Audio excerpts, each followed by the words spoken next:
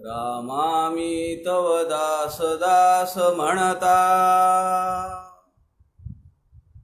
माते कशाचे भय.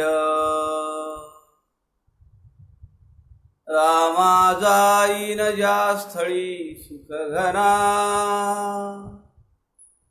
होईल तेथे जय. रामाया भुवनत्रयी तुझ विणा, नाही दुजा तारक. रामा तू सकलार्थ पूर्ण करीशी, तू तात मी बालक.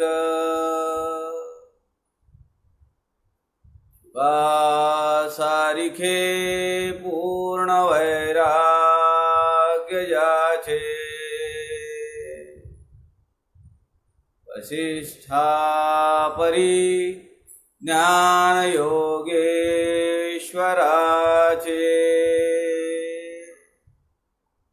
कवी वाल्मीकी सारिका मान्य ऐसा. नमस्कार माझा सद्गुरु रामदासा. जय जय रघुवीर समर्थ सब संतन की जय.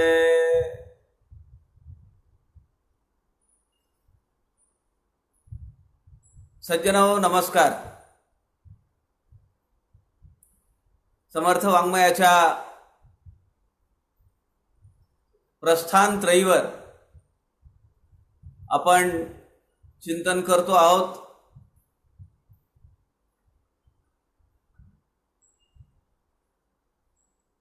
मनाच्या श्लोकांचं विवेचन आपण परवापर्यंत पाहिलं आणि कालपासून आपण ग्रंथराज दासबोध या अलौकिक अद्भुत अशा ग्रंथाचं विवेचन आपण चालू केलं. कालचा एक मुहूर्त होता.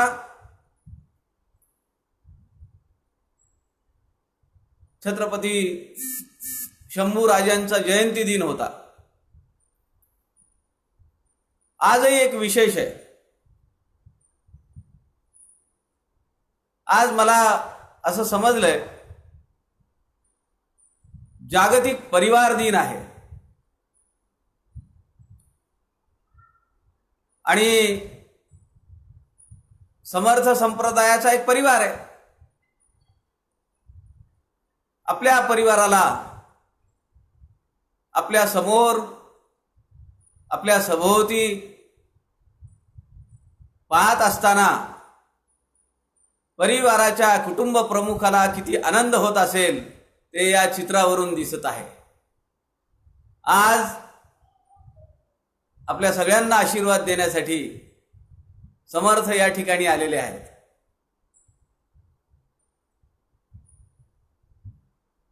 कदाचित आजच्या दिवसाची ते वाटच पाहत असतील.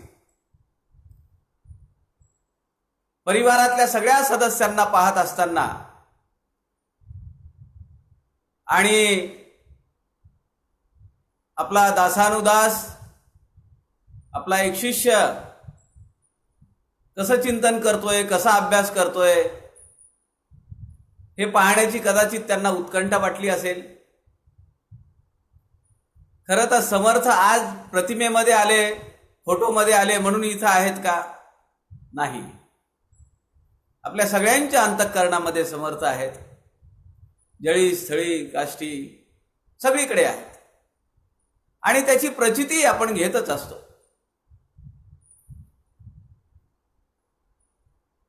देवा वेगळे कोणी नाही ऐसे बोलती सर्वही, समर्थ दासबोधामध्ये सांगतात. देवा वेगळे कोणी नाही ऐसे बोलती सर्वही, परंतु त्यांची निष्ठा काही तैसी नसे. आपली निष्ठा किती आहे हे समर्थ पाहतात. आणि मग मनाच्या श्लोकातला सदा सर्वदा देव सन्निध आहे, कृपाळूपणे अल्पधारिष्ट पाहे याची प्रचितीच येते. समर्थांच्या ग्रंथराज दासबोधाचा आपण अभ्यास करतो आहोत, चिंतन करतो आहोत. या ग्रंथाचं वैशिष्ट्य पाहत आहोत. काल आपण असं पाहिलं की पहिल्या दशकातला पहिला समास हा प्रस्तावनेचा आहे. हा एकमेव ग्रंथ असा आहे की ज्या ग्रंथाला प्रस्तावना दिली आहे. या ग्रंथाला लेखक कुणी नाहीये. या ग्रंथाचं मंगलाचरण म्हणजे दुसऱ्या समासापासून चालू होणारं गणेश स्तवन आहे. समर्थ हे आगळे वेगळेच संत होते. बऱ्याच ठिकाणी समर्थांनी रस्त्यात आडवं आलं, काही विषय बंद पडले तर दुसरे विषय घेऊन अनेक प्रसंगोपात विषय, चर्चा, संवाद त्या सगळ्यांना एकत्रित करून हा ग्रंथ आपल्या समोर ठेवलेला आहे. मी परवा आपल्याला म्हणालो, शीख संप्रदायाचा गुरुग्रंथ साहिब आहे आणि याला 312 वर्ष झाली. गुरु गोविंद सिंगांनी सांगितलं की यानंतर देहधारी गुरु कुणी नसेल, गुरु मानियो ग्रंथ. गुरुग्रंथ साहिब या ग्रंथालाच गुरु मानायचं आणि गुरु सारखं त्यांना भजायचं. त्यांची सगळी व्यवस्था ठेवायची. समर्थांच्या दासबोधामध्ये सुद्धा अनेक विषय आलेले आहेत. वेदांचा, उपनिषदांचा, वेगवेगळ्या गीतांचा संदर्भ या ठिकाणी आलेला आहे. तसाच संदर्भ अनेकानेक संतांची रचना ही गुरुग्रंथ साहिब मध्ये आहे. गुरुग्रंथ साहिब मध्ये फक्त नानक देवांपासून गुरु गोविंद सिंगजी पर्यंतच काही विवेचन आलेलं आहे का? नाहीये. तो शीख संप्रदायातल्या दशम गुरूंचा जो संवाद आहे, जी काव्यरचना आहे, पद्यरचना आहे, ती जास्तीत जास्त 30%, 25 ते 30%. बाकी सगळी रचना ही इतर संतांची आहे.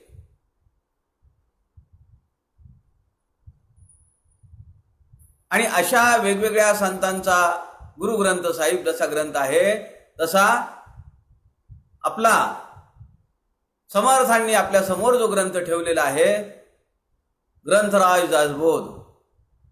काल आपण पाहिलं की या ग्रंथाचं प्रयोजन काय, या ग्रंथाचं हे सगळं समर्थांनी सांगितलं. आणि समर्थांनी शेवटी एक सूचना पण दिली. ती धोक्याची सूचना आहे की पूर्ण ग्रंथ पाहिल्या विण उगाच ठेवी जो दूषण, तो दुरात्मा दुराभिमान मत्सरे करी. या ग्रंथाला पहिल्या समासापासून 200व्या समासापर्यंत आपण पाहिलं पाहिजे. तरच या ग्रंथाबद्दल आपल्याला काही प्रतिक्रिया देता येईल किंवा तरच आपण या ग्रंथाला काही प्रतिक्रिया द्यावी, असं समर्थांचं मत आहे. पहिल्या समासामध्ये सगळी प्रस्तावना सांगितली. आता या समासाचे जे 20 दशक आहेत, प्रत्येक दशकामध्ये 10 समास आहेत. समास म्हणजे अध्याय किंवा सर्ग किंवा स्तबक, अशा 200 समासांचा हा ग्रंथ आहे. दुसऱ्या समासापासून मंगलाचरण चालू झालेलं आहे. आणि मंगलाचरणामध्ये आपल्याला माहिती आहे की वेगवेगळ्या देवतांचं, विशेषतः गणपती, सरस्वती, इतर संत, श्रोते, या सगळ्यांचं वर्णन, सगळ्यांची स्तुती केली जाते. समर्थांनी सुद्धा ग्रंथराज दासबोधाच्या ज्ञान साधनेमध्ये आम्हाला कुठलाही व्यत्यय येऊ नये, आमचं चिंतन चांगलं व्हावं, आमचा अभ्यास चांगला व्हावा, म्हणून गणेशाचं वर्णन हे गणेश स्तवन या पहिल्या दशकातील दुसऱ्या समासामध्ये केलेलं आहे. आणि गणपतीचं अत्यंत लाघवी वर्णन समर्थांनी केलेलं आहे. काही वेगवेगळ्या शब्दांची रचना समर्थांनी केलेली आहे. एक समास अख्खा गणेश स्तवनासाठी वाहिलेला आहे. आणि समर्थांनी नम्रपणे, किती नम्रता असावी माणसाच्या अंगी, समर्थांनी किमान 12 ते 13 वेळा दासबोधामध्ये नम्रपणा घेतलेला आहे. देवांच्या समोरच नम्रपणा घेतलाय का? नाही. श्रोत्यांच्या समोर नम्रपणा घेतलेला आहे. शिष्यांच्या समोर नम्रपणा घेतलेला आहे. मग शिष्य अधिकारी असतील, सामान्य जन असतील, प्रापंचिक असतील, पण त्या सगळ्यांच्या समोर समर्थांनी नम्रपणा घेतलाय. आणि तसाच नम्रपणा समर्थ गणेश स्तवनामध्ये सुद्धा घेतात. आणि समर्थ असं म्हणतात की मी मुख दुर्बळ आहे, माझ्याच्यानी मला काही व्युत्पत्ती नाहीये, मला ज्ञान नाहीये, मी हे धारिष्ट करतो आहे.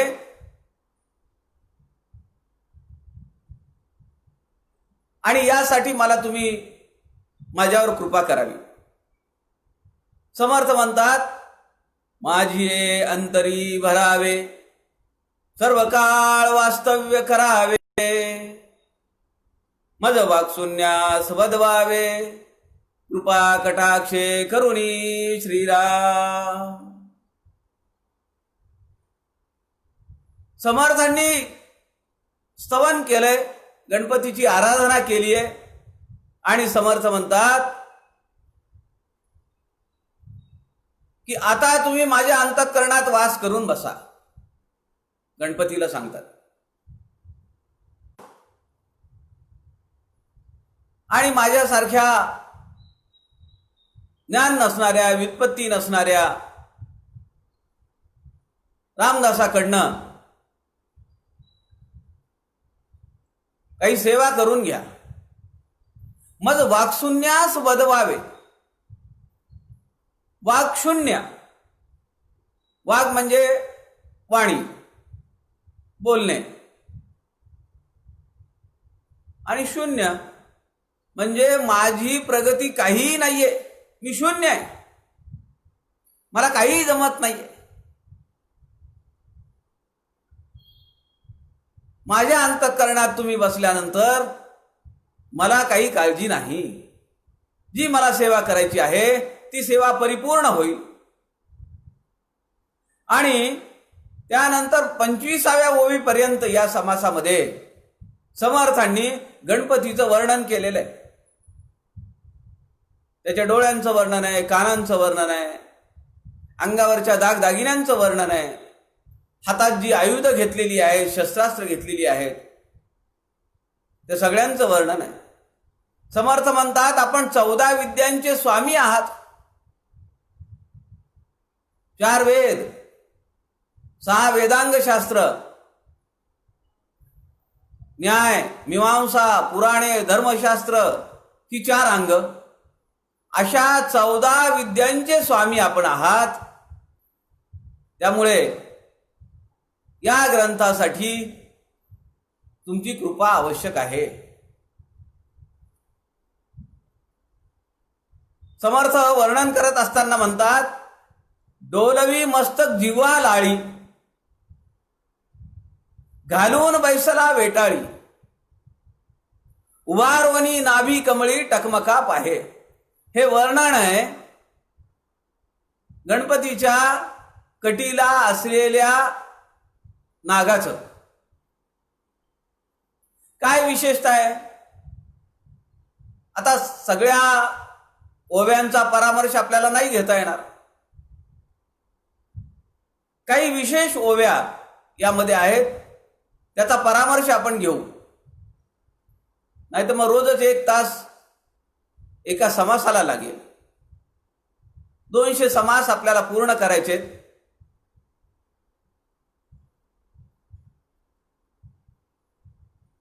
आणि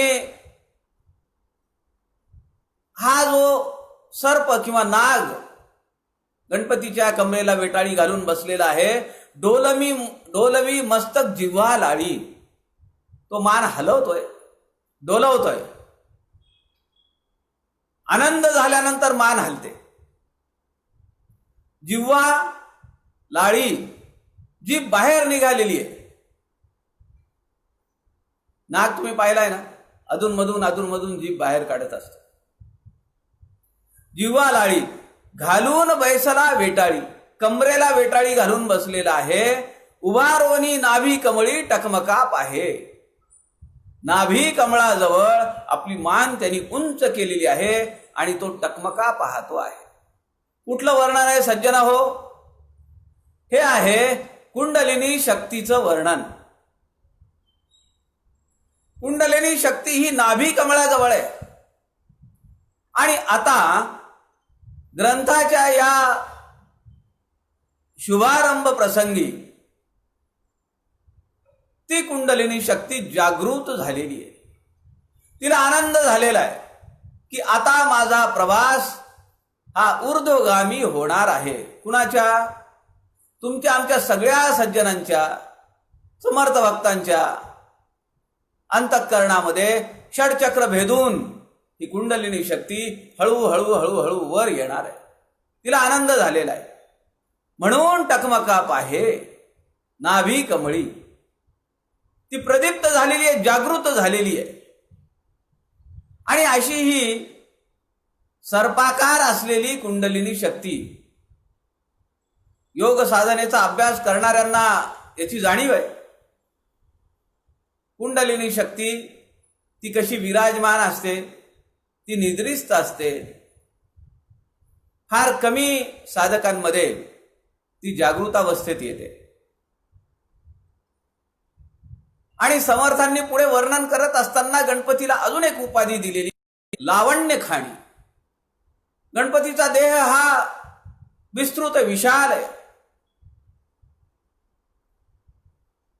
पण चपळता किती आहे गणपतीकडे.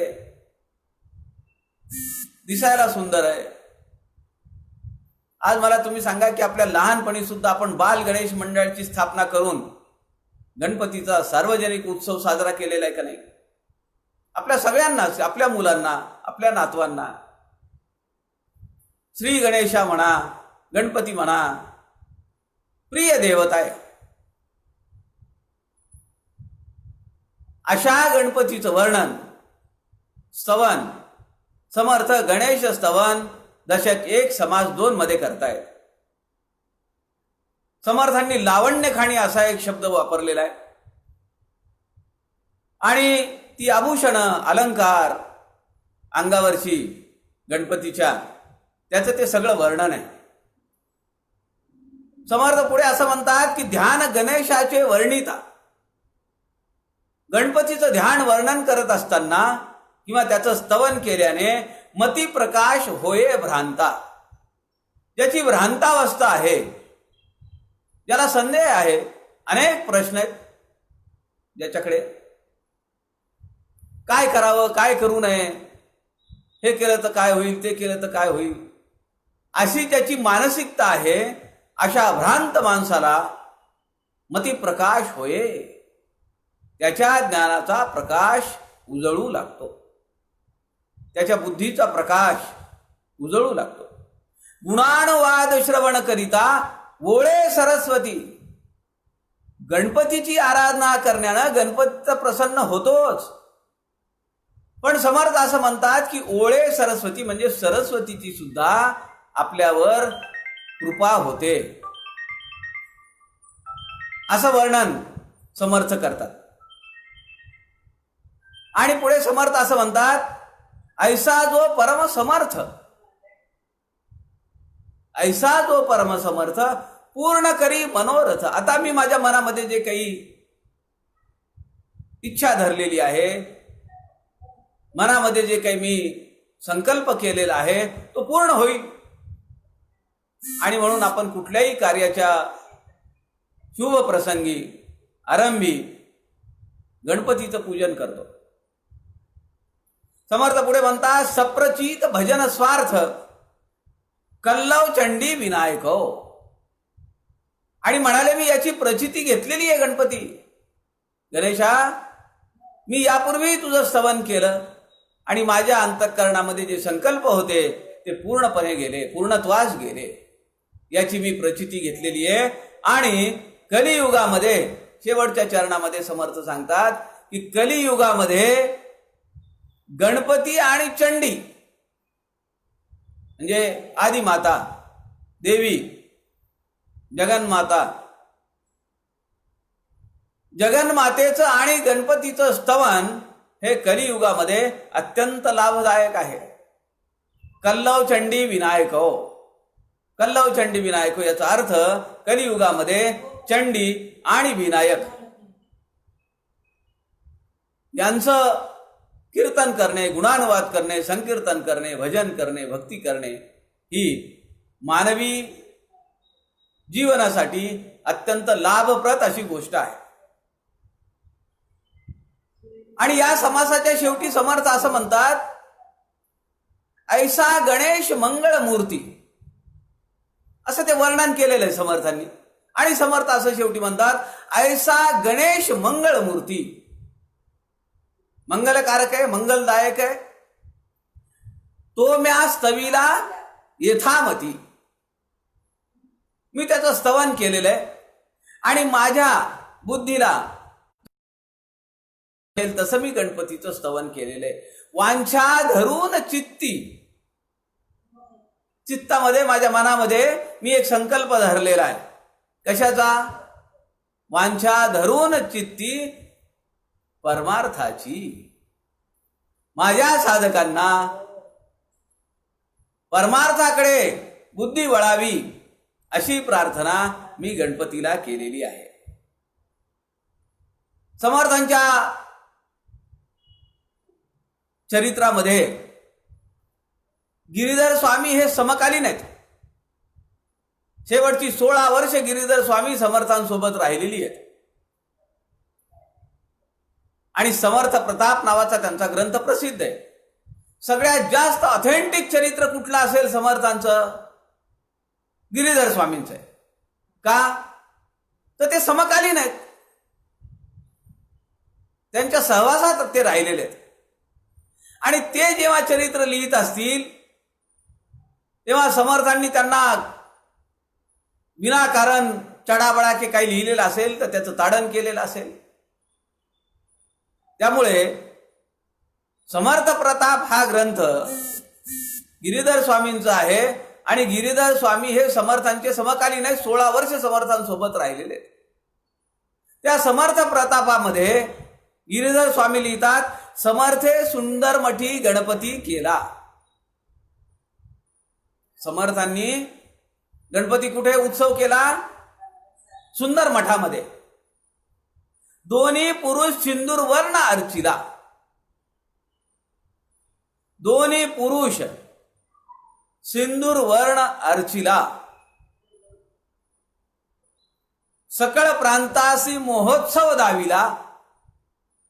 सगळ्या प्रांताला. कुठल्या प्रांताला? सुंदर मठ जिथं आहे त्या प्रांताला महोत्सव दाखवला म्हणाले. गणपतीचा मोठा उत्सव केला. भाद्रपद माघ पर्यंत. काय अर्थ होतो सज्जनाओ या ओवीचा? गिरीधर स्वामी सांगतायत, समर्थ रामदासांनी आमच्या स्वामींनी 2 महिने चालेल असा गणपतीचा उत्सव सुंदर मठामध्ये केला. सुंदर मठ म्हणजे शिवथरघळ. शिवथरघळीमध्ये 2 महिने समर्थांनी गणपतीचा उत्सव केला, गणेशोत्सव केला. इतिहासामध्ये सार्वजनिक गणेशोत्सव साजरा करण्याचं श्रेय किंवा त्याची सुरुवात ही समर्थांनी केलेली आहे, शिवथरघळीमध्ये केलेली आहे. दोन्ही पुरुष सिंदूरवर. याचा अर्थ काय आहे? गणपतीची मूर्ती ही 2 पुरुषांच्या उंची एवढी होती. एवढा मोठा गणपती केला होता. किंवा याचा अर्थ असाही होतो,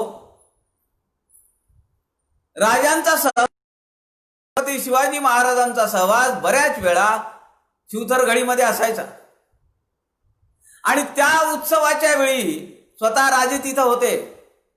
दोन्ही पुरुष समर्थांनी आणि शिवाजी महाराजांनी सिंदूर वर्ण अर्चिला. गणपतीला सिंदूर लावून आणि त्या गणपतीचा महोत्सव उत्सव त्या ठिकाणी शिवथरघळीमध्ये समर्थांनी सुरुवात केलेली आहे गणपतीच्या उत्सवाची. असा गणेशोत्सव समर्थ रामदासांनी ऐसा गणेश मंगळ मूर्ती तोम्या स्तविला येथामती वांछा धरून चित्ती परमार्थाची, असं गणपतीचं स्तवन समर्थांनी केलेलं आहे. पहिल्या दशकातला दुसरा समास हा शारदा स्तवनाचा आहे. समर्थांनी पहिल्या समासामध्ये आम्हाला सांगितलंय की गणपतीची आराधना केल्यानंतर केवळ गणपतीच प्रसन्न होतो असं नव्हे, ओळे सरस्वतीची सुद्धा कृपा आम्हाला लाभते. गणपती हे निराकार रूप आहे बुद्धीचं आणि सरस्वती हे साकार रूप आहे. सरस्वती ही व्यक्त होते, गणपती अव्यक्त आहे. बुद्धीचा प्रकाश गणपती आहे, पण त्या प्रकाशामध्ये असलेल्या वस्तूंचं ज्ञान मिळवून देण्याचं काम सरस्वती करते. म्हणून गणपती हा अव्यक्त आहे, तर सरस्वती ही व्यक्त स्वरूपात आहे. म्हणून समर्थांनी सरस्वतीला अभिव्यक्तीची देवता असं म्हणलेलं आहे. काय अभिव्यक्त करते ती?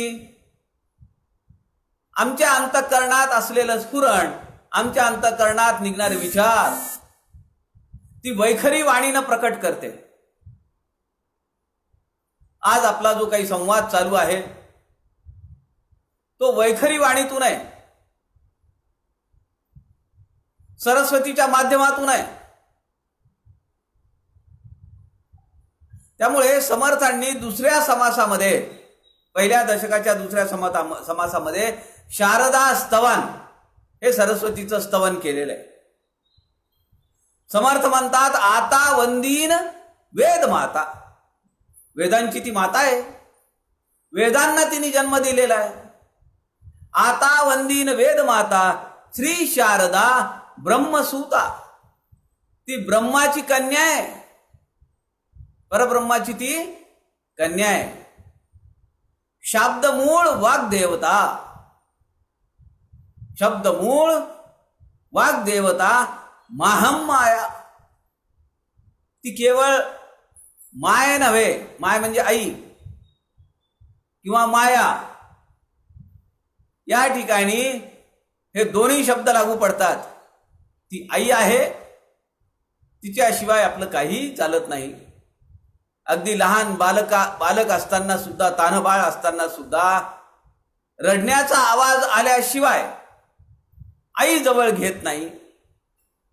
अशी ही माता आहे की जी हे सगळं करायला लावते. वेद माता आहे, तिच्या मुखातून वेदांचा जन्म झाला. शब्दरूपी वेद आहेत. शब्द हे सरस्वतीचं स्वरूप आहे. ती वेदमाता ब्रह्मसूता, ती ब्रह्माची कन्या आहे. पुरुष प्रकृती, अर्धनारी नटेश्वर ज्याला आपण म्हणतो, अशापासून पुढे निर्माण झालेली ही वेदमाता आहे, ही सरस्वती आहे, शारदा आहे. या शारदा शब्दामध्ये 3 शब्द आहेत.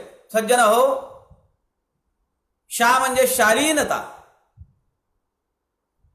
तिचं स्वरूप कसं आहे, शालीन आहे. र म्हणजे रमणीयता, भक्त तिच्या स्तवनामध्ये रम्य होतात, ती रमणीय आहे, रमतात. आणि दा हा तिसरा जो शब्द आहे तो दाहकतासाठी सुद्धा वापरलाय आणि दातृत्वासाठी सुद्धा वापरलाय. शालीनता, रमणीयता, दाहकता किंवा दातृत्व, ज्याची गरज असेल तेव्हा त्या दा शब्दाचा उपयोग होतो. जो गरजवंत असेल, ज्याच्यावरची कृपा करते, त्याला ती भरभरून देते, ते दातृत्व आहे. आणि जो तिच्या शालीनतेला धक्का लावतो त्याच्यासाठी ती दाहकता आहे, दाहक आहे. अशी ही शारदा, समर्थ म्हणतात माहम माया. ही माया जी आहे ही फार मोठी आहे. माहम माया साधी सुधी नाहीये. तिचं बळ अचाट आहे. दोन्ही गोष्टी आहेत तिच्याकडून, चांगलंही होतं आणि वाईटही होतं. शब्दांचा विखारी मार बाहेर पडतो, तोही सरस्वतीचं स्वरूप आहे. आणि एखाद्या स्तोत्राचं मंगलकारक वाचन पठण जेव्हा चालू असतं ते सुद्धा सरस्वतीचं स्वरूप आहे. गणपतीच्या बाबतीत असं नाहीये, कारण ही अभिव्यक्त होणारी देवता आहे. म्हणून तिच्या ठाई ही दोन्ही स्वरूप आपल्याला दिसतात. समर्थांनी तिचं अफाट कर्तृत्व वर्णन केलंय. तिची खेळी कशी आहे, काय काय करते. समर्थांनी तिला परब्रह्माची आई मानलंय, परब्रह्माची भार्या म्हणजे बायको मानलंय, आणि परब्रह्माची कन्या किंवा सूता सुद्धा मानलंय. आणि याची उदाहरणं समर्थांनी दिलेली आहेत, पटवून दिलंय.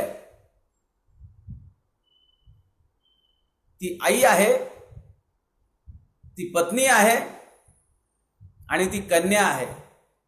परब्रह्माचं स्वरूप मोजून दाखवणारी म्हणून ती कन्या आहे.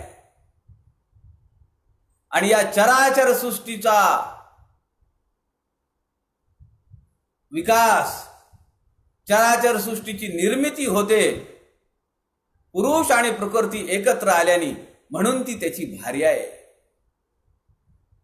आणि या वेदांना जिने जन्म दिला म्हणून ती परब्रह्म स्वरूपाची आई आहे. अशी तिन्ही स्वरूपांचं वर्णन शारदा स्तवनामध्ये समर्थांनी दासबोधामध्ये केलेलं आहे. समर्थ पुढे असं म्हणतात की ही चारी वाणींची अधिष्ठात्री देवता आहे. खरं आहे ना? परा, पश्यंती, मध्यमा, वैखरी या 4 वाणी आहेत. परावाणीचं स्थान कुठे? नाभीजवळ.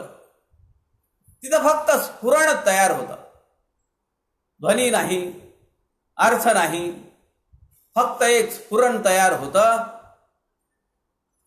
आणि त्या स्फुरणाला, ते स्फुरण जसं जसं वर येतं तसा तसा त्याला आकार आणि अर्थ मिळायला लागतो. परा, पश्यंती. पश्यंती म्हणजे जो त्याला आकार मिळालेला आहे, ध्वनी मिळालेला आहे, अर्थ मिळालेला आहे, त्याला पाहणे म्हणजे पश्यंती. ते जे स्फुरण तयार झालेलं आहे. आपण म्हणतो ना परब्रह्माला स्फुरण झालं म्हणून ही सृष्टी निर्माण झाली. काय स्फुरण झालं परब्रह्माला? एकोहम बहुश्याम. रावण काय म्हणत असे? एकोहम बहुधा नास्ती, माझ्यासारखा कुणीही नाही. हा अहंकार आहे. या भगवंताला असं वाटतं की माझ्यासारखे अनेक तयार झाले पाहिजेत. ज्या समर्थांना असं वाटतं की माझ्यासारखे अनेक रामदासी तयार झाले पाहिजेत, अशी मूळ संकल्पना, असं स्फुरण तुम्हाला आणि मला सुद्धा व्हायला पाहिजे. माझ्यासारखे अनेक समर्थ भक्त दासानुदास तयार झाले पाहिजेत. काय स्वार्थ आहे आपला त्यात? आपला स्वार्थ काहीच नाही. जो समर्थ भक्त होईल, जो समर्थांच्या वाङ्मयाचा अभ्यास करील, त्याचं जीवनमान समर्थ प्रकाशून टाकतील. ऐहिक आणि पारमार्थिक, अरत्र आणि परत्र दोन्हीकडे त्याचा सर्वांग सुंदर विचार आणि विकास समर्थ घडवून आणतील. असं हे समर्थांचं अलौकिक वाङ्मय आहे. समर्थ शारदेचं वर्णन करत असताना आई, भार्या आणि कन्या अशी तिन्ही रूपं आपल्याला पटवून देतात. 4 वाणींची ही अधिष्ठात्री देवता आहे. परेजवळ झालेलं स्फुरण, त्याला मिळणारा आकार, ध्वनी, हा आत्मा पाहतो म्हणून ते पश्यंती आहे. त्यानंतर आला मध्यमा, इथं कंठ आहे. आता आपल्याला माहिती आहे कंठाचं काम काय. आपण म्हणतो ना, कधी जर एखादा पोपट बोलत नसेल तर लोक म्हणतात याला अजून कंठ फुटला नाही. किंवा ज्या मुलांना बोलता येत नाही अशा मुलांना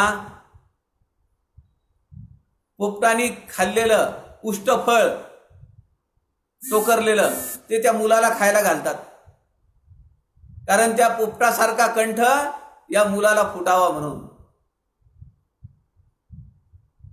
कंठामध्ये त्या स्फुरणाला नाद मिळतो आणि तो ध्वनी होतो आणि वैखरीतून बाहेर पडतो शब्दाच्या माध्यमातून. अशा या 4 वाणींची अधिष्ठात्री देवता ही शारदा आहे, सरस्वती आहे. म्हणून शारदास्तवन आहे. सगळ्यांना शारदा प्रसन्न झाली का? सज्जन हो, संतांची मांदियाळी आपल्याकडे खूप मोठी आहे, पण सगळ्या संतांना वाङ्मयाची निर्मिती करता आली नाही. सगळ्या संतांना काव्य रचना, साहित्य निर्मिती करता आली नाही. सरस्वतीचं अधिष्ठान कुठेतरी कमी पडलं असेल. सगळ्या संतांच्या बाबतीत ते तसं घडलं नाही, पण समर्थांच्या बाबतीमध्ये हे घडलंय. आमच्या परमपूजनीय आप्पा वरदानंद स्वामींच्या बाबतीमध्ये हे घडलंय. 40-45 हजार ओव्यांपेक्षा जास्त ग्रंथ संपदा, ओव्यांची संपदा परमपूजनीय आप्पांनी निर्माण करून ठेवली. परमपूजनीय दादा दासगणू महाराज, आधुनिक महिपती, कित्येक संतांची चरित्र त्यांनी लिहून ठेवली. ही उत्स्फूर्त काव्य रचना सरस्वतीचं अधिष्ठान असल्याशिवाय होत नाही. त्याला ती एक साधना लागते. त्या साधनेवर जसजसं साधक चालू लागेल तशी तशी सरस्वती त्याला ओळे. सरस्वती जे समर्थ म्हणतात, सरस्वतीची कृपा त्याला मिळते. अहो, विदर्भामध्ये माधान नावाचं एक गाव आहे वर्ध्याजवळ, आणि तिथले एक संत कवी आहेत, संत गुलाबराव महाराज.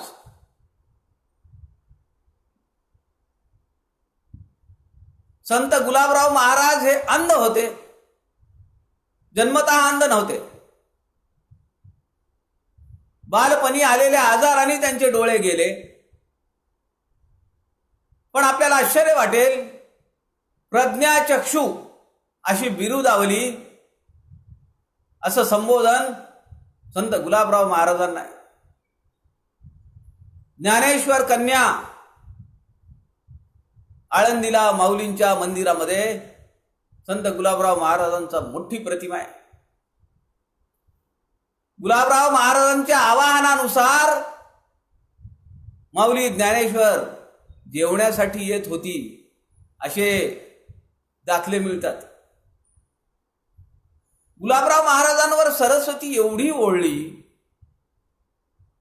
100 पेक्षा जास्त ग्रंथांची रचना संत गुलाबराव महाराजांनी केलेली आहे. आणि हे कधी समजलं? ते गेल्यानंतर 100 वर्षांनी. एक प्रसंग फारच अत्यंत मला भावणारा आहे गुलाबराव महाराजांच्या आयुष्यातला. आता असं आहे की समर्थांच्या वाङ्मयाचं आपण चिंतन करतो आहोत, अभ्यास करतो आहोत. केवळ दासबोध, केवळ मनाचे श्लोक आपण त्याला धरून जात नाही आहोत. मध्येच काहीतरी कुठलं तरी प्रसंग येतो, काहीतरी घटना घडते किंवा कुठल्या तरी संतांचा विषय निघतो. तसाच हे स्मरण मला झाले. संत गुलाबराव महाराज आणि पांगारकर बाबा, लक्ष्मण रामचंद्र पांगारकर, आपल्याला माहिती आहे की दासबोधाचं निरूपण पांगारकर बाबांनी केलेलं आहे. पांगारकर बाबा आणि संत गुलाबराव महाराज आळंदीला गेले.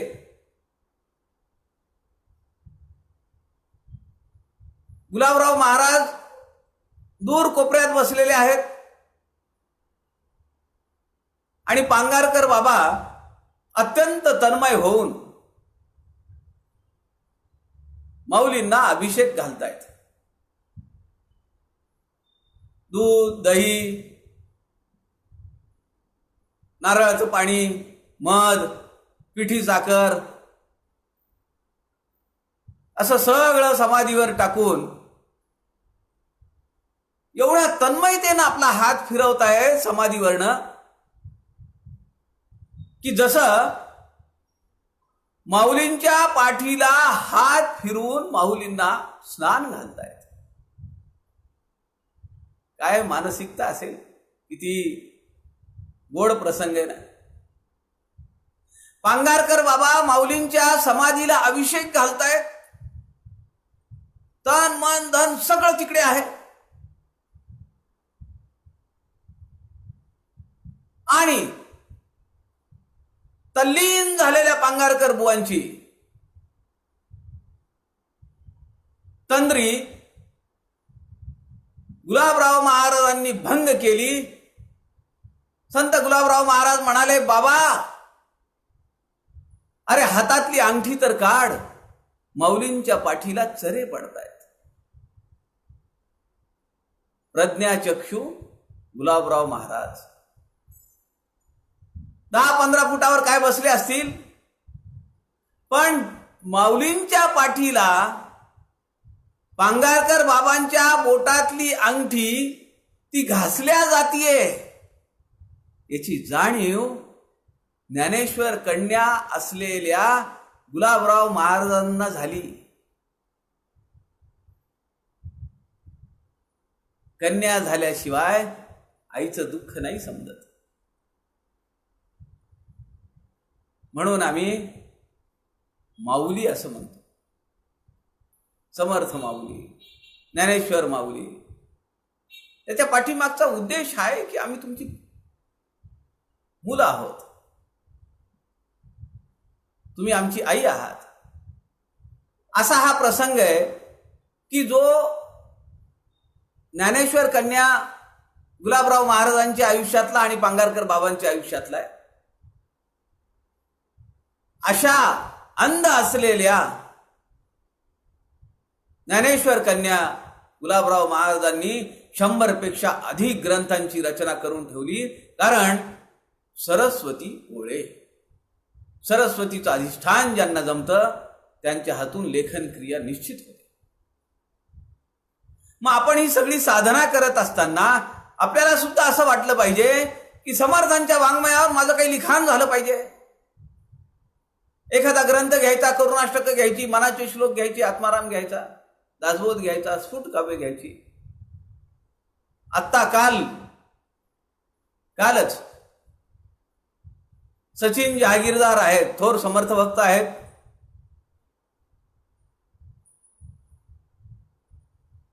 डोमगावचा जो मठ आहे कल्याण स्वामींचा, त्या परंपरेतले मठपती आहेत.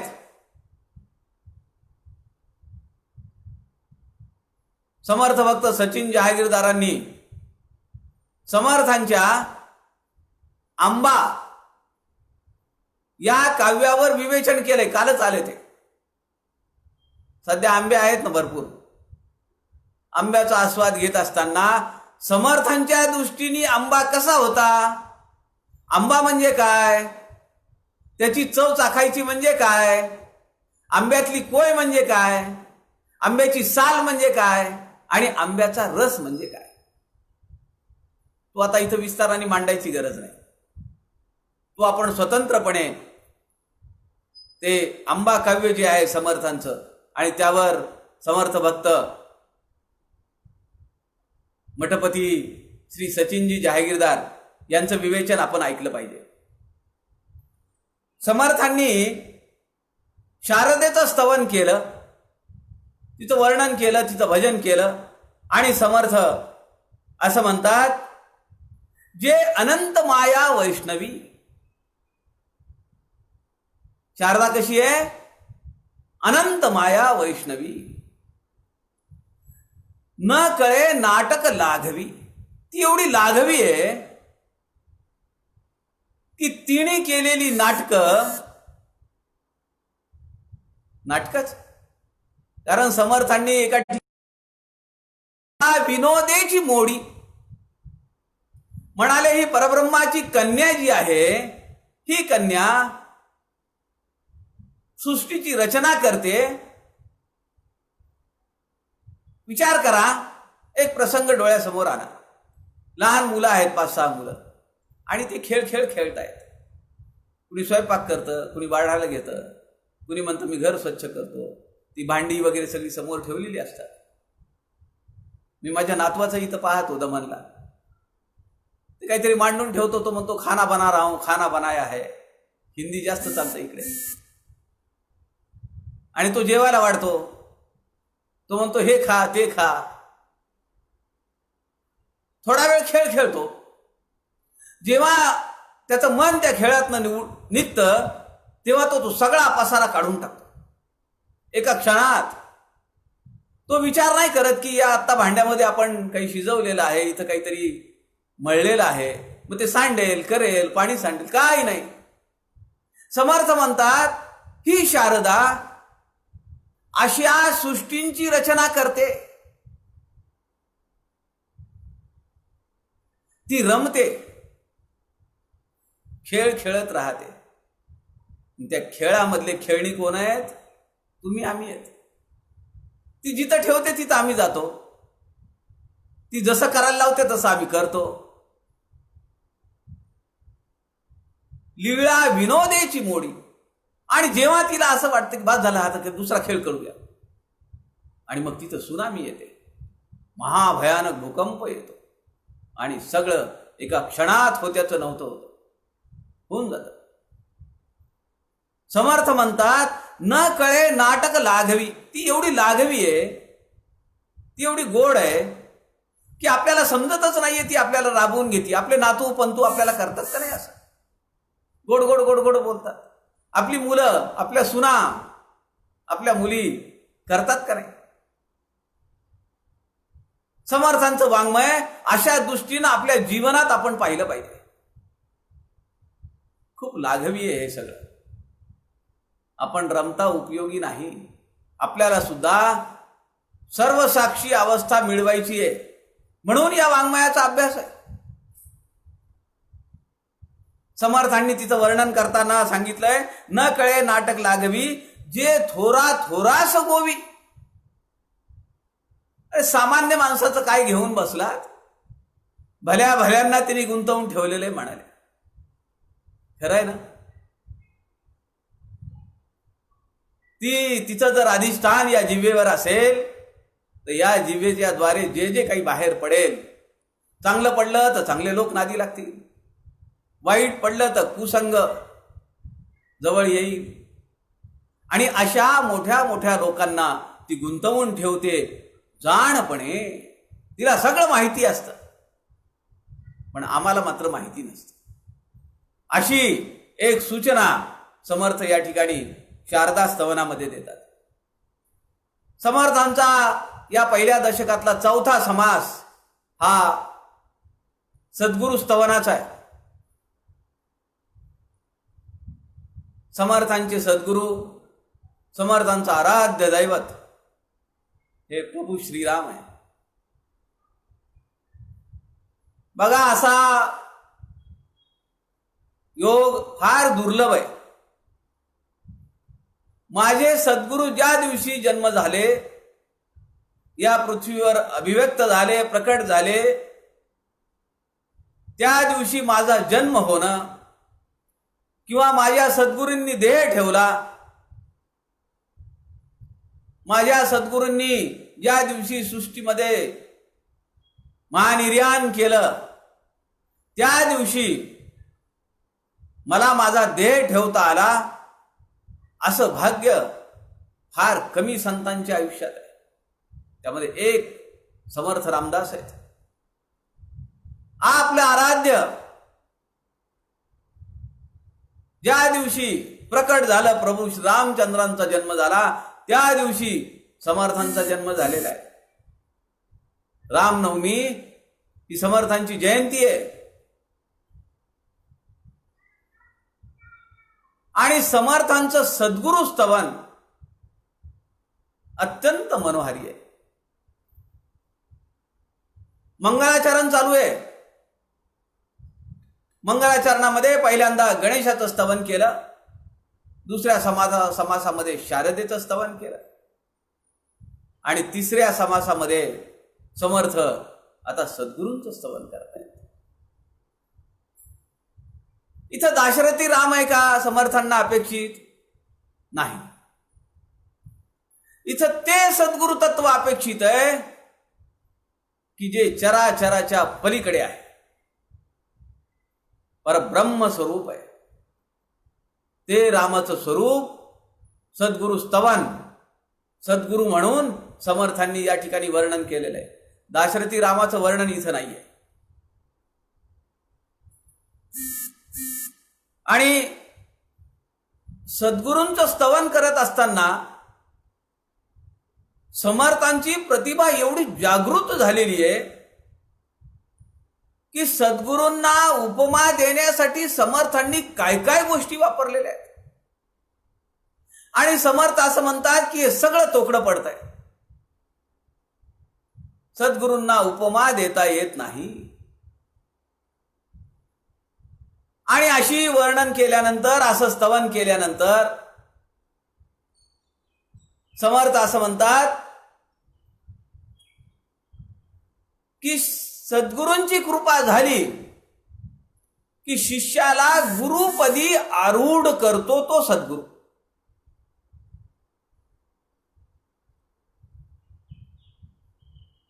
स्वामी विवेकानंद आणि रामकृष्ण परमहंस अशी गुरु शिष्याची जोडी आपल्याला शोधून सापडणार नाही. सद्गुरूंनी शिष्याला किती मोठा केला आणि शिष्यानी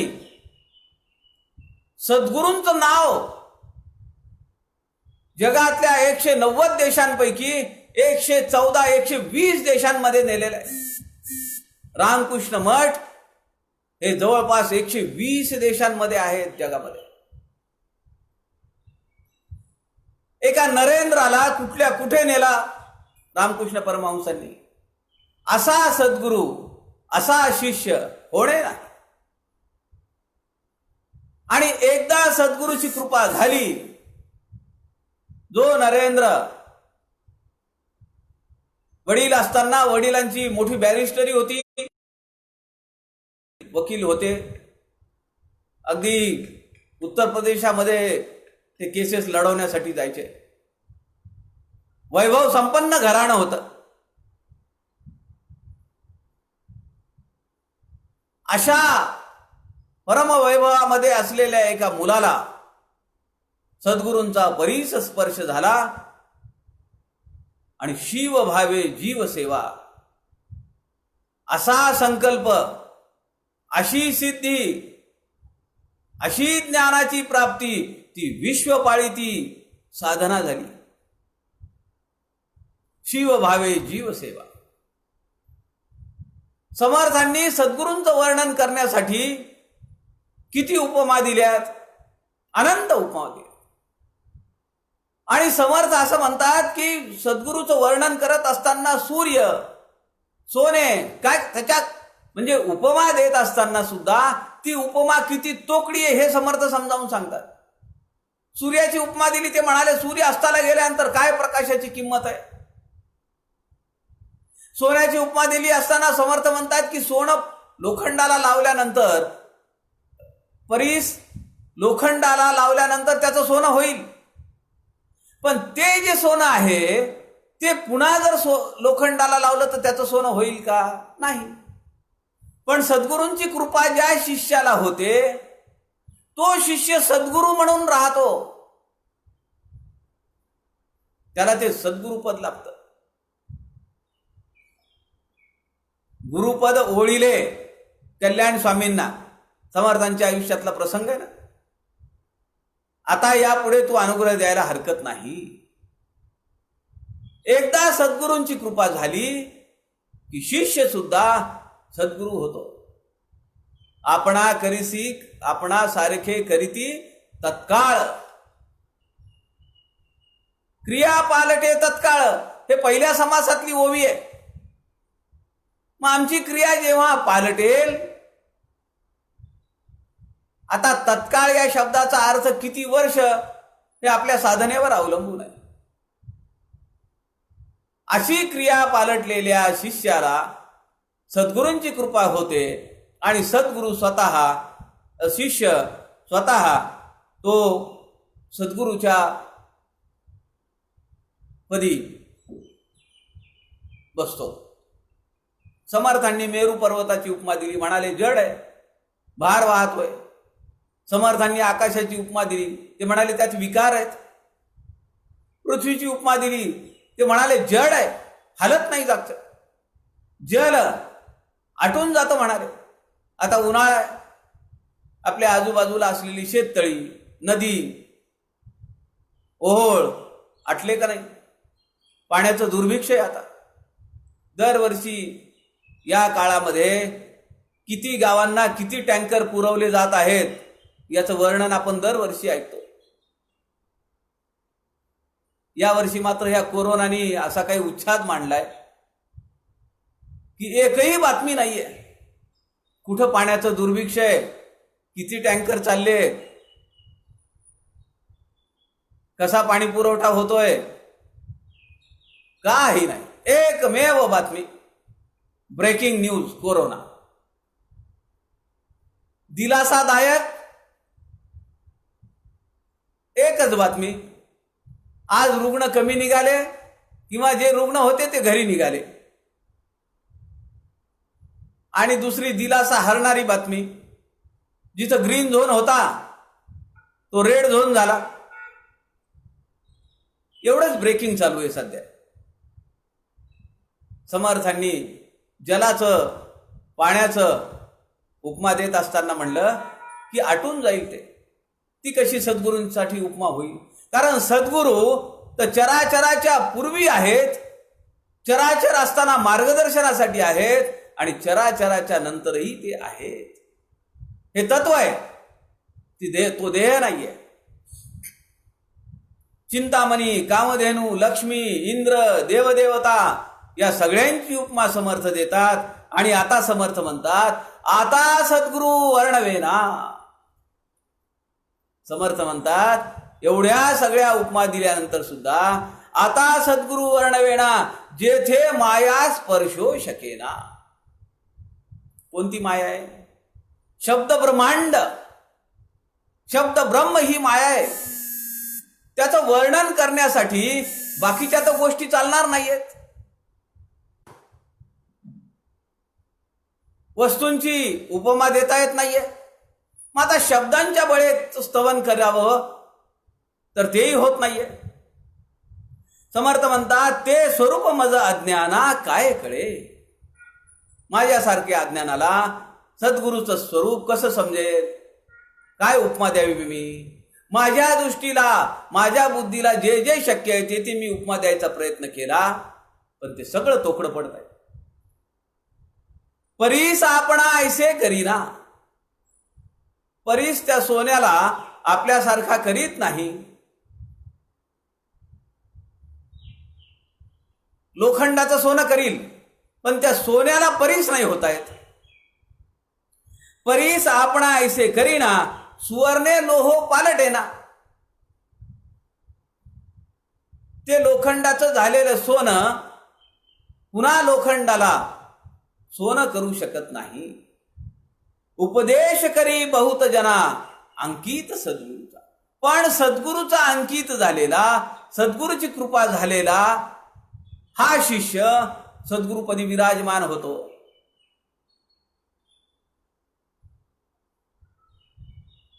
2 वर्षाखाली आम्ही बेलूरला गेलो. स्वामी विवेकानंदांनी आपल्या गुरुचं मोठेपण होण्यासाठी, अहो आपल्याला कल्पना आहे माहित नाही, ठाकूरांनी देह ठेवल्यानंतर केवळ 5 शिष्य होते आणि ते वराह नगरामध्ये कलकत्त्याच्या एका वसाहतीमध्ये ते राहत होते. काय होतं त्यांच्याकडे, ठाकूर ज्या घोंगडीवर बसत होते ती घोंगडी होती आणि ठाकूरांच्या अस्थी होत्या. अजून त्याचं विसर्जन केलेलं नव्हतं.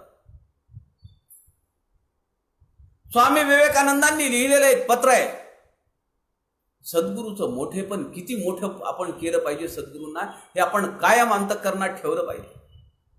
आमच्या सद्गुरूंचं मोठेपण आम्हाला किती करता आलं पाहिजे. म्हणून जेव्हा जांबेला पुष्पवृष्टी झाली तेव्हा माझा ऊर भरून आला. खरंच सांगतो, आपल्या सद्गुरूच्या जन्मस्थळावर सद्गुरूंवर आकाशातून पुष्पवृष्टी होते आहे हे पाहण्याचं भाग्य आपल्याला लाभलं. हा या नरदेही असलेला एक कृतार्थ क्षण आहे. आपल्या सद्गुरूंची प्रतिमा, आपल्या सद्गुरूंचं वाङ्मय, आपल्या सद्गुरूंचे विचार, रामकथा ब्रह्मांड भेदून पैलाडण्यावी. समर्थ म्हणतात, आपल्या सद्गुरूची कथा ब्रह्मांड भेदून पैलाडण्यावी. आपल्या अंतःकरणातही असंच वाटलं पाहिजे. समर्थांच्या समग्र वाङ्मयाचा प्रचार प्रसार ब्रह्मांड भेदून पलीकडे नेला पाहिजे. स्वामी विवेकानंदांनी लिहिलेल्या एका पत्रात ते गिरीशजी घोषांना म्हणतात, माझे 5 गुरुबंधू वराह नगरातल्या एका पडक्या घरात वास्तव्य करीत आहेत. माझ्याकडे 5,000 रुपये आहेत, पण माझ्या सद्गुरूंचं त्या ठिकाणी एक छोटंसं स्मारक उभं करावं अशी 5,000मध्ये काही व्यवस्था होणार नाही आणि कलकत्त्याच्या लोकांमध्ये तेवढी दानतही नाहीये.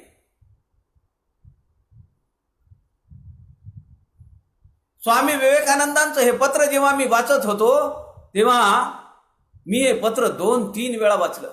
त्याचं कारण असं आहे की खरंच का स्वामी विवेकानंदांनी असं लिहिलंय. स्वामी विवेकानंद पुढे असं लिहितात, माझ्या सद्गुरूंचं स्मारक व्हावं, ज्यांनी या जगाला एक तत्वज्ञान दिलं, एक नरेंद्र दिला, त्या सद्गुरूंचं स्मारक उभा करण्यासाठी गिरीशजी तुम्ही म्हणाल तर मी झोळी घेऊन दारोदार फिरायला तयार आहे. इथपर्यंत काही वाटत नाही. ते पुढे असं म्हणतात, गिरीश दादा तुम्ही जर मला एखादं वैभव संपन्न घर दाखवलं तर त्या घरावर दरोडा टाकण्यासाठी सुद्धा मी मागे पुढे पाहणार नाही.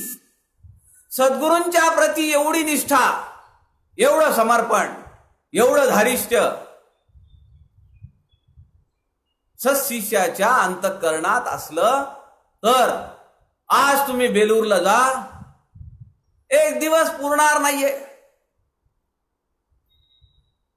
स्वामी विवेकानंदांचे सद्गुरू रामकृष्ण परमहंस कुठे राहत होते, त्यांची झोपडी कशी होती, शारदा माता कुठे राहत होत्या, त्यांचं देवघर कसं होतं, त्यांनी वापरलेली वस्त्र कशी होती, त्या सगळ्या वस्तू बेलूर मठामध्ये ठेवलेल्या आहेत. स्वामी विवेकानंद कुठल्या रूम मध्ये राहत होते, स्वामी विवेकानंदांनी अखंडानंदांच्या खांद्यावर हात ठेवून तिथं एक आंब्याचं झाड लावलेलं आहे, त्या आंब्याच्या झाडाच्या तिथं कसे बसत असतील. समोर बेलाचा वृक्ष आहे की ज्या बेलाच्या वृक्षाखाली मला चिरशांती द्यावी असं त्यांनी सांगून ठेवलं 1 महिना अगोदर. त्या सगळ्या वस्तू, ती सगळी वास्तू पाहत असताना आपल्याला एक दिवसही पुरत नाही. सद्गुरूची कृपा झाली की शिष्याला त्याच्या संकल्पना मूर्त स्वरूपात आणण्यासाठी कुठलेही कष्ट लागत नाहीत, कुठलाही वेळ जात नाही. पण आपली निष्ठा तशी पाहिजे.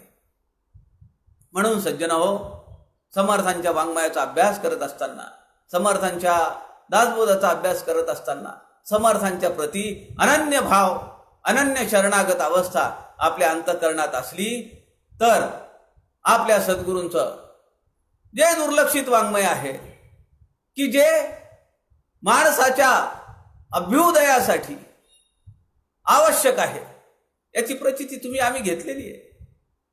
एकोहम बहुश्याम, ब्रह्माला जे वाटलं ते तुम्हाला मला वाटलं पाहिजे. माझ्यासारखे अनेक समर्थ भक्त निर्माण झाले पाहिजे, समर्थ संप्रदायाचा अभ्यास करणारे साधक निर्माण झाले पाहिजे. आता सद्गुरूचं वर्णन मला त्यांनी करवत नाही असं समर्थ म्हणतात, कारण समर्थ म्हणतात की शब्दच तोकडे पडतायत. काय वस्तूंचा काही उपयोग नाही. म्हणून समर्थ असं म्हणतात की तयासी उपमा काय द्यावी. त्या सद्गुरूंचं वर्णन करत असताना कसली उपमा द्यावी. नाशिवंत सृष्टी आघवी, कुठली उपमा देणार तुम्ही. ज्या गोष्टी आपल्याला दिसत आहेत, या सृष्टीमध्ये ज्या गोष्टी दिसत आहेत, व्यक्त स्वरूपात आहेत, त्याच तुम्ही म्हणणार. ही उपमा द्यावी, ती उपमा द्यावी. जल आहे, आपतत्व आहे, पृथ्वी तत्व आहे, मेरू आहे, इंद्र आहे, सोना आहे, परीस आहे, चिंतामणी आहे, कल्पवृक्ष आहे. पण हे सगळं तोकडं पडतंय. म्हणून समर्थ म्हणतात तयासी उपमा काय द्यावी. नाशिवंत सृष्टी आघवी, पंचभौतिक उठा ठेवी न चले तेथे. पंचभूतात्मक ज्या वस्तू आहेत त्यांची उपमा आपण तेथे देऊ शकत नाही. आणि म्हणून समर्थ असं म्हणतात मज न कळे हा विचारू. आता सद्गुरू, मी तुमची स्तवन कसं करावं. समर्थ म्हणतात ज्या शब्दाच्या बळावर तुमचं स्तवन करावं अशी वांछा होती,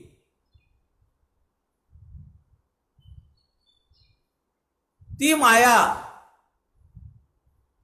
लज्जायमान झाली, तिलाच लाज वाटली.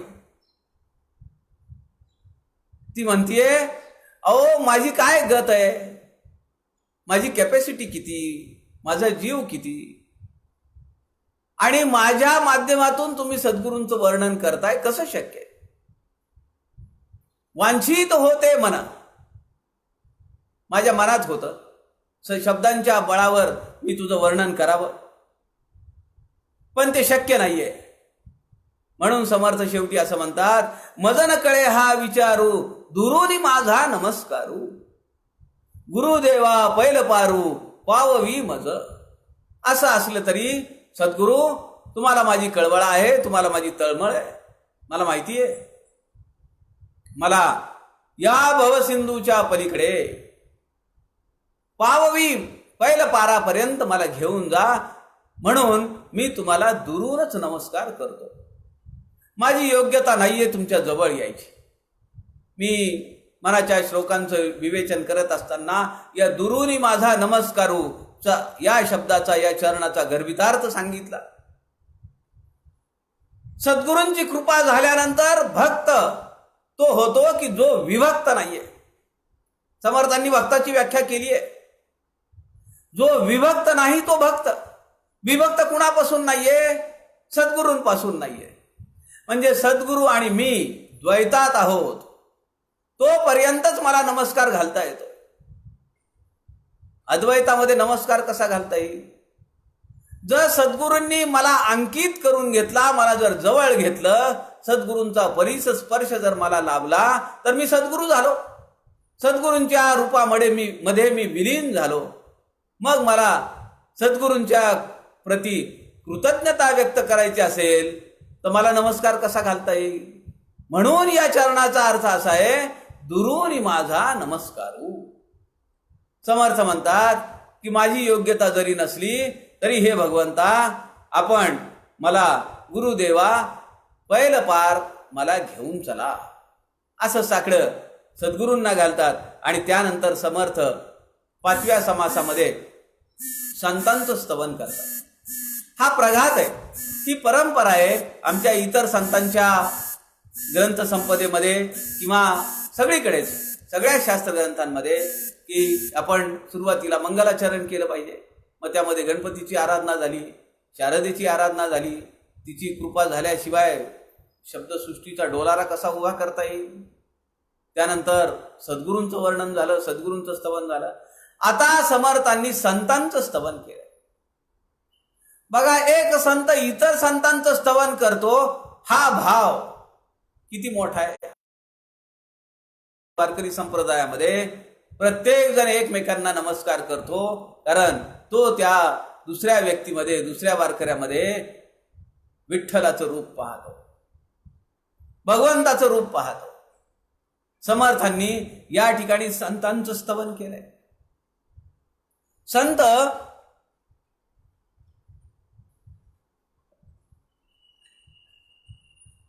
सगळे संत हे सद्गुरू असतीलच असं नाही, पण सद्गुरू मात्र संत असतातच.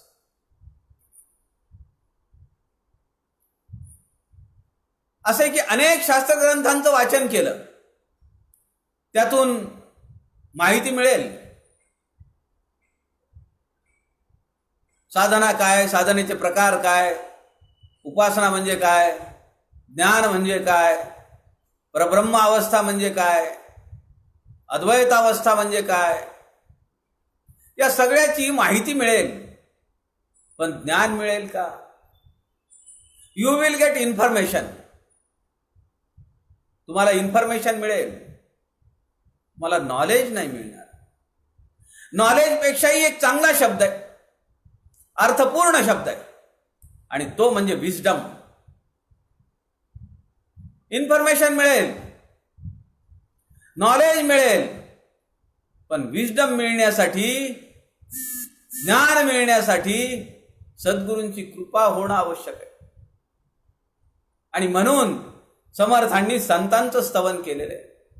समर्थ म्हणतात, आता वंदिन सज्जन जे परमार्थाचे अधिष्ठान. ही सगळी संत मंडळी परमार्थाचं अधिष्ठान आहे. त्यांच्या अधिष्ठानावरच तर परमार्थाचा डोलारा उभा आहे. परमार्थ कुणामुळे टिकून आहे? या संत महानुभावांमुळे. जयाचे निगुह्य ज्ञान प्रगटे जनी. सामान्य जनांपर्यंत ज्ञान मिळण्याचा एक धोपट मार्ग, एक खुला असलेला मार्ग म्हणजे संतांची कृपा, संतांचा अनुग्रह, संतांकडून मिळणारा उपदेश. म्हणून समर्थांनी या ठिकाणी संतांचं स्तवन केलेलं आहे.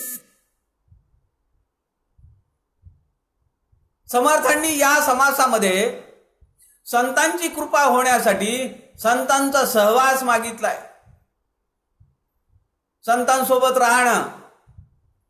तद्विद्धी प्रणिपातेन परिप्रश्नेन सेवया. काय अर्थ आहे?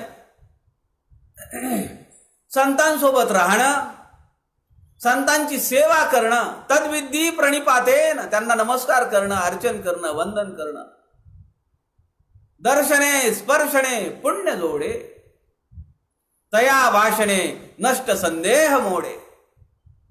अशा संतांचा सहवास मिळावा म्हणून समर्थांनी संतांची करुणा भाकली आहे. परमपूजनीय आप्पांनी एक प्रसंग वर्णन केलेला आहे स्वामी वरदानंद भारतींनी. ते म्हणाले, माझा एक मित्र होता आणि तो असं म्हणाला की मी पण तुमच्या सोबत हिमालयात येईन. आणि तो आप्पांसोबत निघाला. आता हिमालय तर पुढे आहे, उत्तर काशीला काही दिवस मुक्काम पडला. आणि उत्तर काशीला मुक्काम पडला, काही दिवस आप्पांसोबत त्यांचे मित्र राहत होते.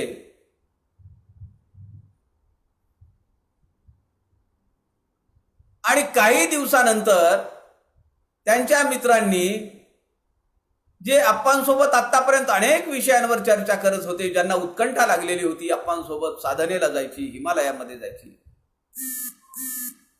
आता त्या मित्रांच्या बोलण्यामध्ये फरक पडला. जेवायला बसलं की आप्पा वर्णन करतात की त्या मित्रांनी म्हणावं, आज आळूची भाजी काय छान झाली आहे, आमची बायको ह्याच्यापेक्षा सुरेख करते. वांग्याचं भरीत काय झालंय, आमच्या बायकोला अशीच सवय. आप्पा म्हणाले, किमान अशा ठिकाणी तरी प्रपंचाची ओढ जर एवढी असेल तर कसा संतांचा सहवास मिळेल. म्हणून एखादी साधना करायची असेल तर ती बुद्धी होण्यासाठी सुद्धा आमची तयारी असली पाहिजे. संतांचा सहवास मिळण्यासाठी आमच्या मनाची, शरीराची तयारी असली पाहिजे. म्हणून समर्थ असं म्हणतात, समर्थांनी खरंच का हे मागितलंय. समर्थांना संतांच्या सहवासाची एवढी ओढ होती,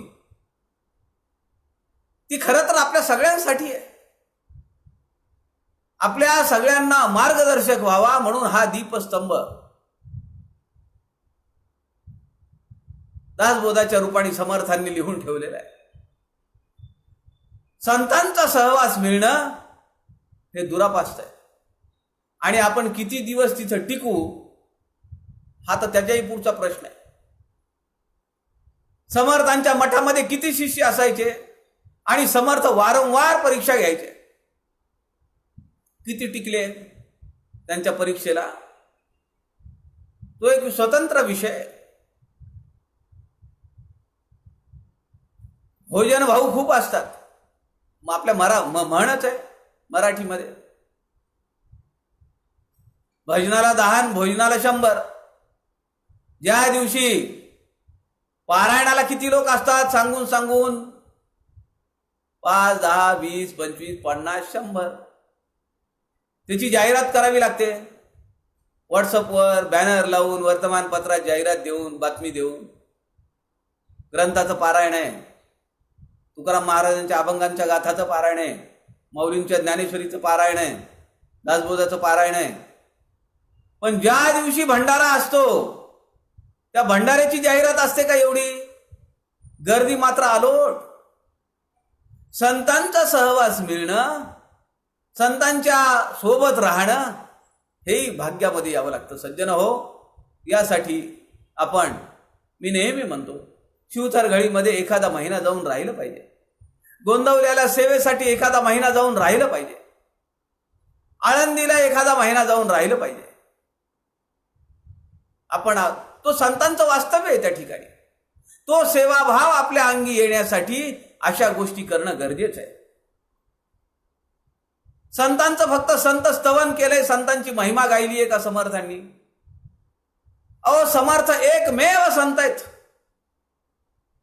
एकमेव संत आहेत की ज्यांनी 62 संतांची आरती केलेली आहे. आणि तेही संत वेगवेगळ्या जाती, पंथ, धर्माचे आहेत. काय उदात्त भाव आहे. 62 संतांची आरती. संतांच्या बाबतीत, सज्जनांच्या बाबतीमध्ये समर्थांच्या अंतःकरणात किती आदर आहे ह्याच्यापेक्षा वेगळं काय उदाहरण द्यायला पाहिजे. समर्थ आळंदीला गेले आणि माऊलींची आरती केली.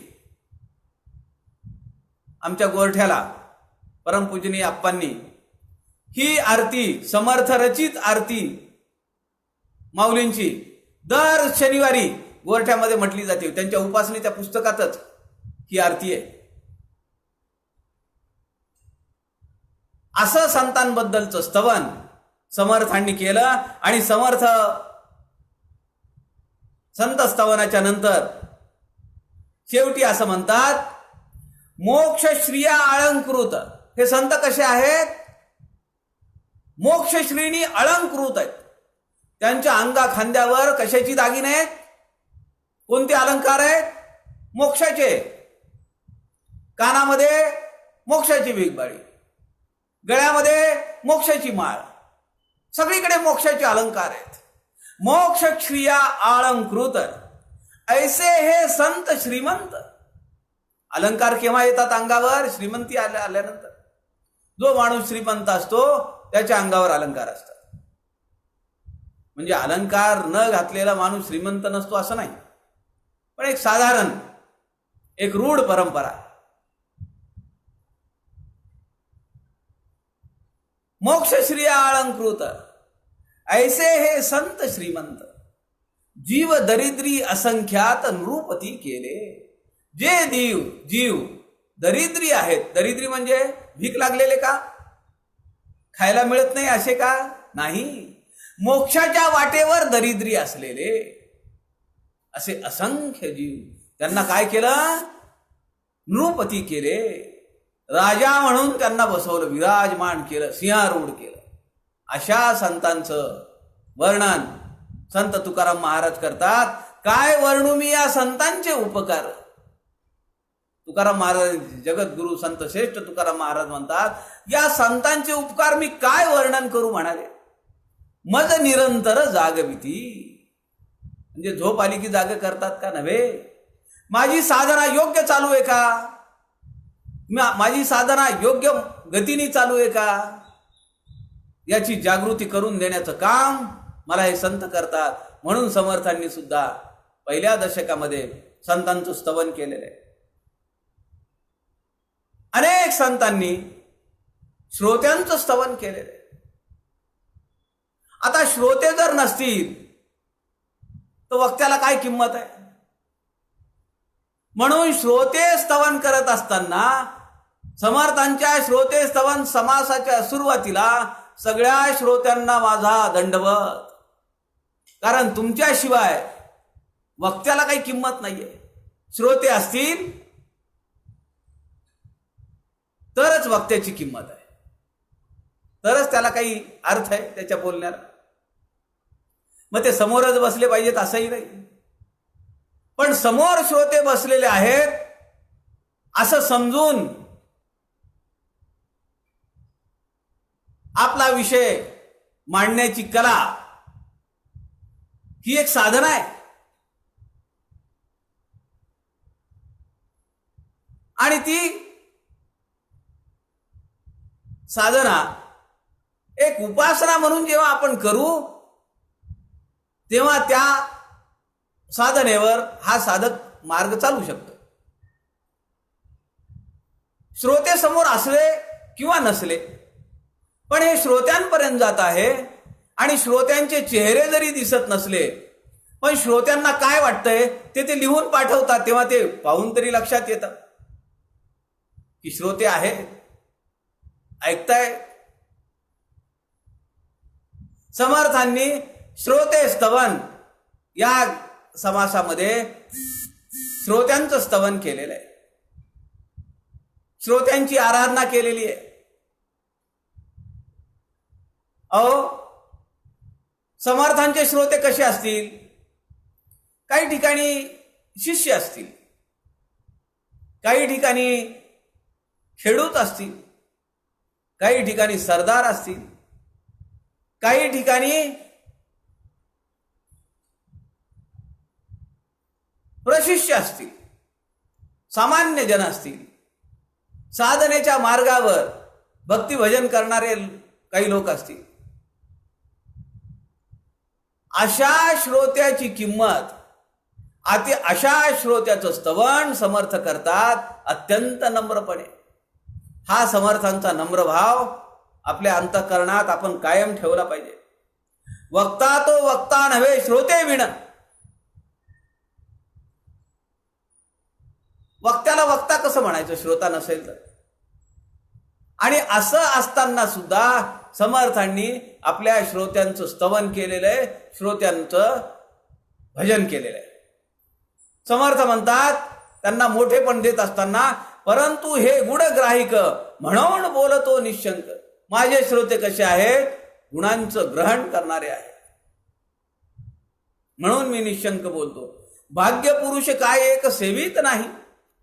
समर्थांनी श्रोत्यांना भाग्य पुरुष असे बिरुदावली दिलेली आहे. काय भाग्य पुरुष आहे? समर्थ म्हणतात की अहो तुम्हाला सगळं माहिती आहे.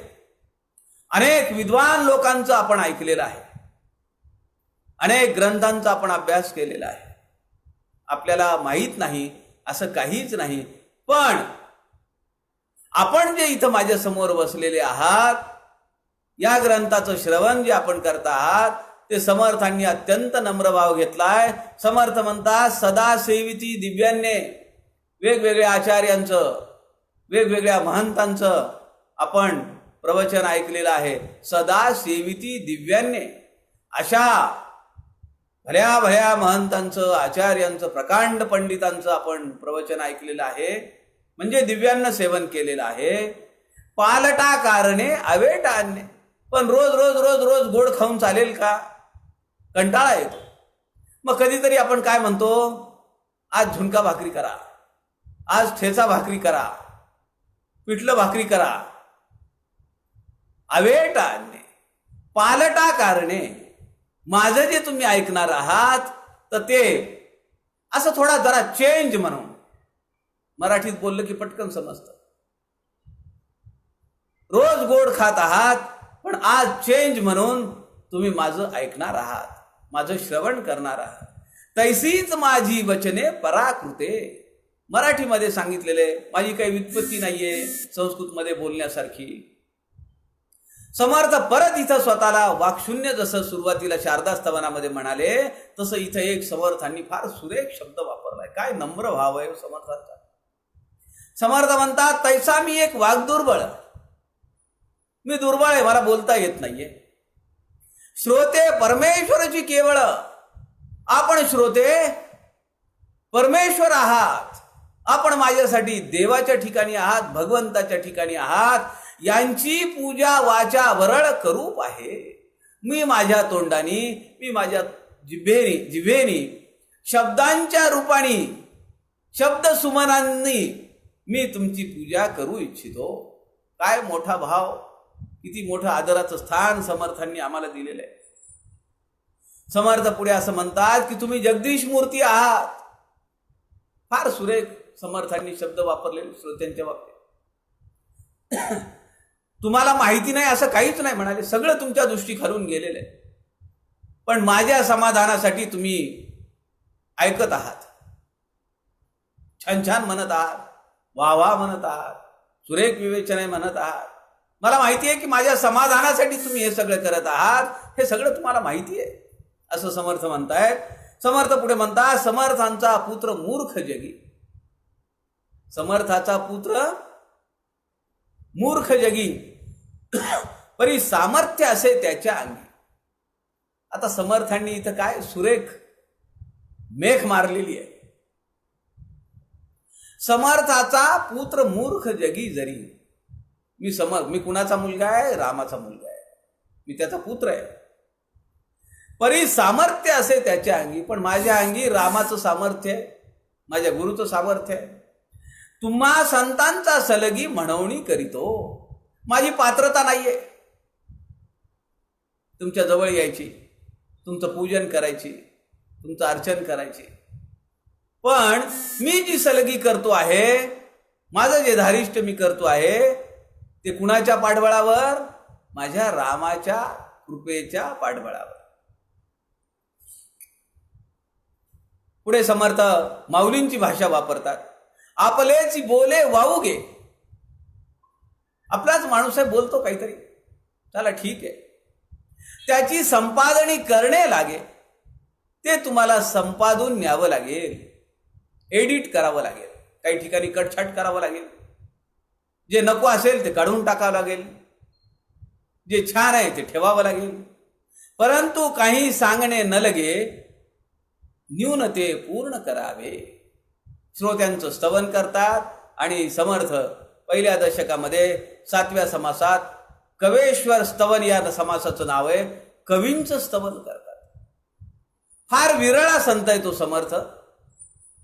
कवींचं स्तवन, कवींचं पूजन समर्थांनी या ठिकाणी केलेलं आहे. कारण कवी जर नसते तर आम्हाला कुणी सांगितलं असतं, त्यांच्या लेखणीतून, त्यांच्या शब्दातून, त्यांच्या प्रतिभेतून जे पुढे अवतरलं आहे त्यातून तर आम्हाला सगळं ज्ञान प्राप्त होत आहे. म्हणून समर्थांनी कवींचं वर्णन केलेलं आहे. पुढे दासबोधामध्ये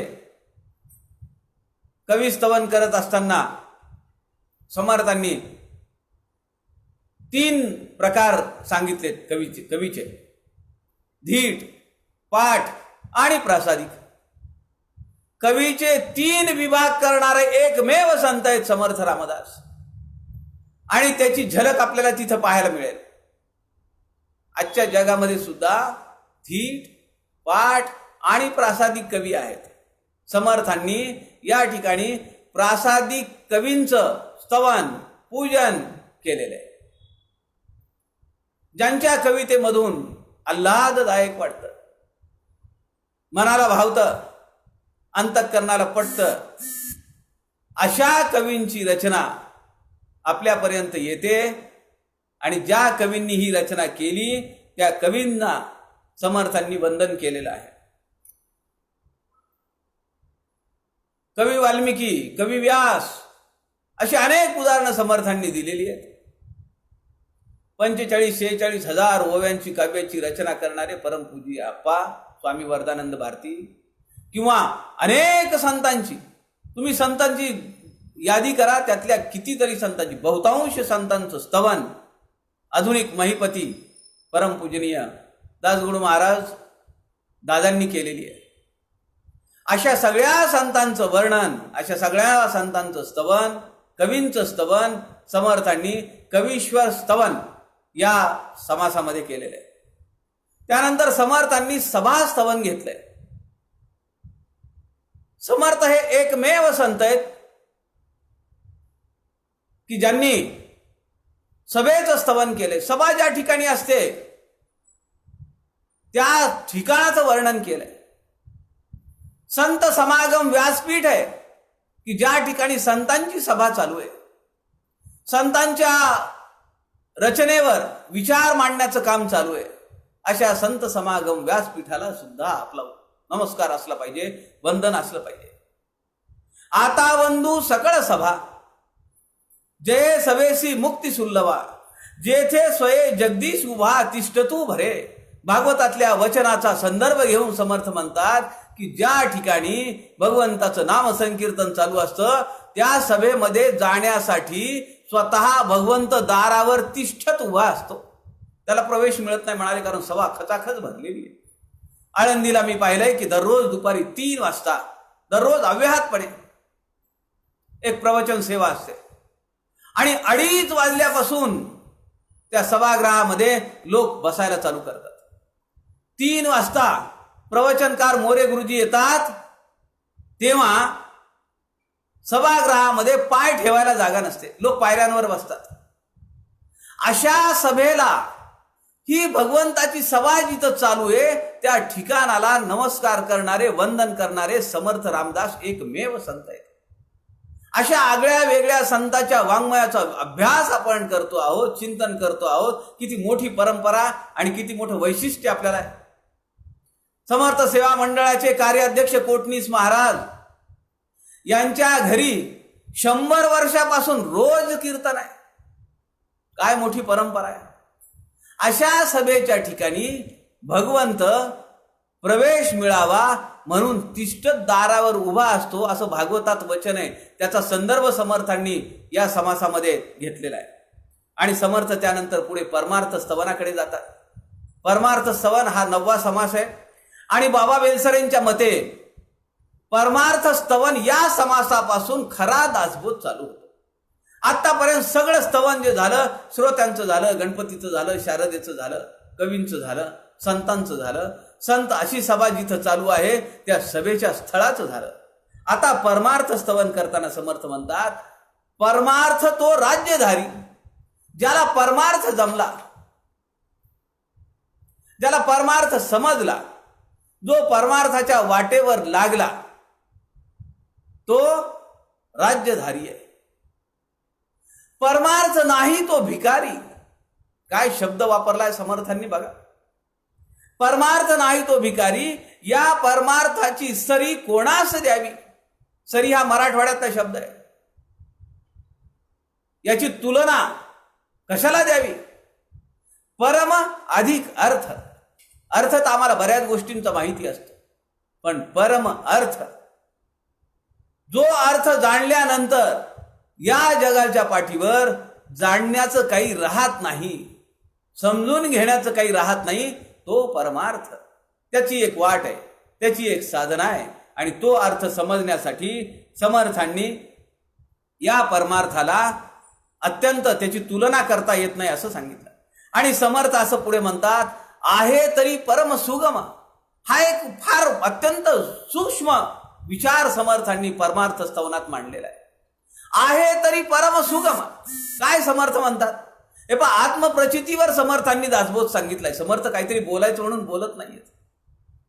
आहे तरी परम सुगम. परमार्थ कसा आहे, परम सुगम आहे. सुगम आहे का नुसता नाही, परम सुगम, अत्यंत सुगम आहे, अत्यंत सोपा आहे, अत्यंत सहज आहे. परी जनासी झाला दुर्गम. पण लोकांना कसा आहे, दुर्गम आहे, जमत नाही, आकळत नाही, करता येत नाही. का जयाचे चुकले वर्म सत्समागमाकडे. वर्म काय म्हणाले, सत्समागमाकडे आपण जर वळलो नाही तर परमार्थ आपल्याला मिळणार नाही.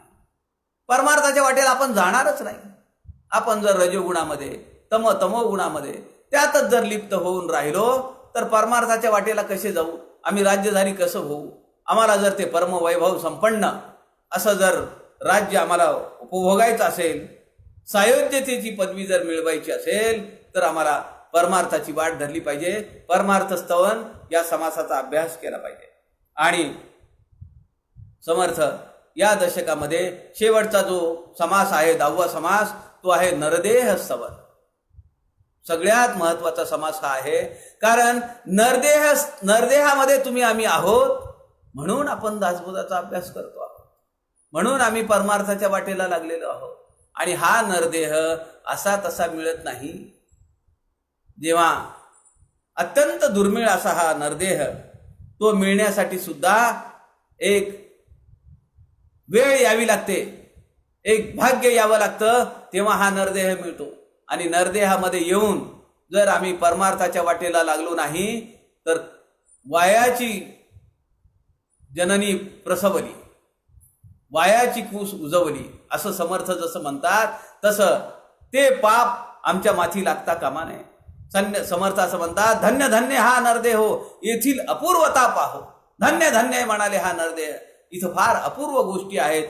जो जो कीजे परमार्थ लाहो तो तो पावे सिद्धी ते.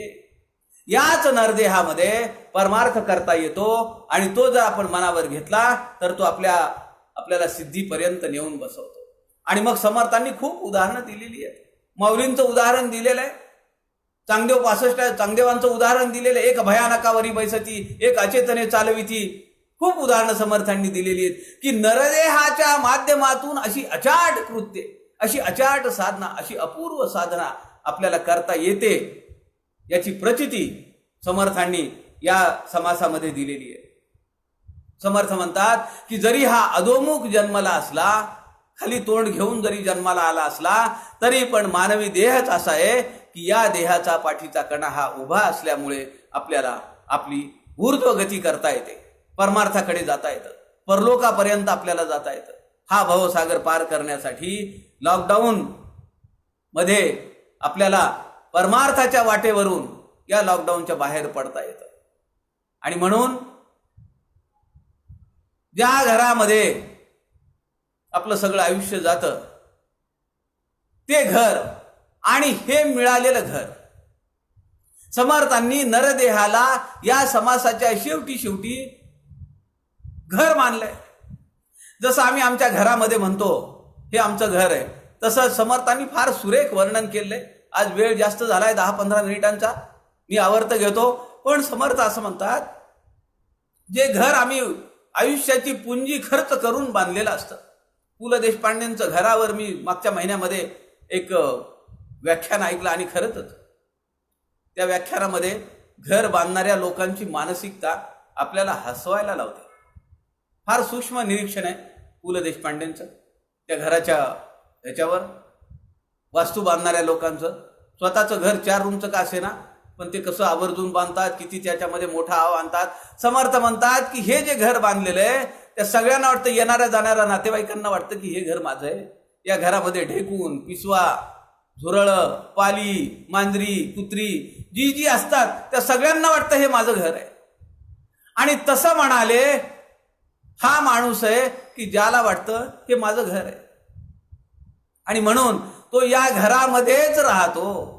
आता या शरीराला सुद्धा माझं घर म्हणणारे जसा हा आत्मा आहे, तो या जीवासोबत, या देहासोबत जीवात्मा होऊन जेव्हा येतो, एकटा आत्मा काही करू शकत नाही. तो या घरामध्ये राहतो आणि सगळ्या आपल्या इच्छा, आपल्या संकल्पना, आपल्या वासना तो त्या राबवत असतो या देहाला घेऊन. आणि समर्थ जसं म्हणतात की मुत्तिका खाणोन घर केले, माती खणली म्हणाले. अगोदर मातीची घरं असायची. मुत्तिका खाणोन घर केले, असं घर जे करतात आणि ज्या त्या घराला माझं घर म्हणतात, तसंच या देहामध्ये हा आत्मा म्हणतो की हे माझं घर आहे. मी म्हणजे माझा हा देह आहे. आम्हाला आत्मषटक काय सांगतं शंकराचार्याचं? डोळे म्हणजे मी नव्हे, नाक म्हणजे मी नव्हे, हात म्हणजे मी नव्हे, कान म्हणजे मी नव्हे, शिवानंद रूप शिवोहम शिवोहम. माझं खरं घर कोणतं आहे? ते परमार्थ मार्गातून मला प्राप्त होणार आहे. आणि म्हणून देह परमार्थी लाविले तरीच याचे सार्थक झाले. हे हा मिळालेला नरदेह अपूर्वतेने मिळालेला आहे, मोठ्या भाग्याने मिळालेला आहे. समर्थ म्हणतात देह परमार्थी लावले तरीच याचे सार्थक झाले, नाही तरी हे व्यर्थची गेले. नाना आघाते मृत्यूपंथे. मग कोरोना होईल, ऍक्सिडेंट होईल, कॅन्सर होईल, मृत्यूपंथाला तर जाणच आहे. पण ते जायच्या अगोदर, मृत्यू येण्याच्या अगोदर मी परमार्थाच्या वाटेवरचा वाटसरू असलो पाहिजे. म्हणून समर्थांच्या वाङ्मयाचा आम्हाला अभ्यास केला पाहिजे, समर्थांच्या दासबोधाचा अभ्यास केला पाहिजे. आज परिवार दिन असताना, परिवार दिनाच्या या पार्श्वभूमीवर आपला एक परिवार आहे. या सगळ्या सात्विक विचारांचा हा एक परिवार आहे. या परिवाराला आणि संत समागम व्यासपीठाला आदरणीय प्रवीणजी शास्त्री केळीकरांना वंदन करतो. आपल्या सगळ्यांचे ऋण व्यक्त करतो. उद्या दुपारी परत 2 वाजता आपण दासबोधाचं चिंतन ऐकण्यासाठी पुरुष भेटूया. जय जय रघुवीर समर्थ.